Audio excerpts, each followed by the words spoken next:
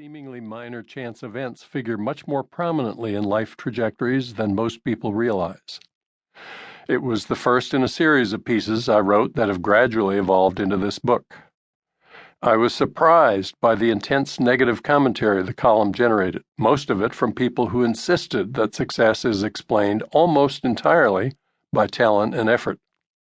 Those qualities are indeed highly important, but because the contests that mete out society's biggest prizes are so bitterly competitive, talent and effort alone are rarely enough to ensure victory.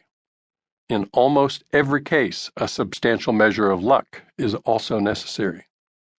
A few days after the column appeared, I was invited to appear on a Fox Business News show hosted by Stuart Varney, a man deeply skeptical about the importance of luck.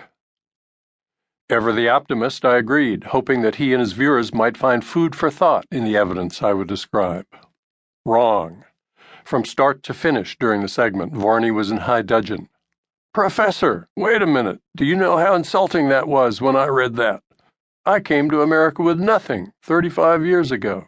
I've made something of myself, I think, with nothing but talent, hard work, and risk-taking.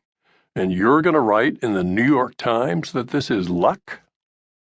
I tried to explain that that had not in fact been my message, that I'd written that although success is extremely difficult to achieve without talent and hard work, there are nonetheless many highly talented and hardworking people who never achieve any significant material success. But Varney's anger persisted. Spittle collecting at the corners of his mouth, he shouted, "You're saying that the American dream isn't really the American dream. It's not really there." I tried to explain that I wasn't saying any such thing. "Varney, am I lucky being who I am and where I am? Me, yes, and so am I." Varney, "That's outrageous. Do you know what risk is involved coming to America with absolutely nothing? Do you know what risk is involved trying to work for a major American network with a British accent? A total foreigner? Do you know what risk is implied for this level of success?" And on it went for more than 6 excruciating minutes. It was only in my taxi leaving the studio that I realized all the easy rejoinders I'd failed to deliver. Varney came to America with nothing? Nonsense! I'd read the night before that he has a degree from the London School of Economics, which has always been a formidable credential in the American labor market. Handicapped by a British accent? Oh, please! Americans love British accents. The British geologist Frank H.T. Rhodes became Cornell University's president shortly after I started teaching here in the 1970s. A friend once told me that Rhodes's Oxbridge accent was much stronger during his later years at Cornell than when he'd first arrived in the United States decades earlier. Certain other accents are socially disadvantageous, of course, and linguists have discovered that those tend to decay over time. But not the British accent.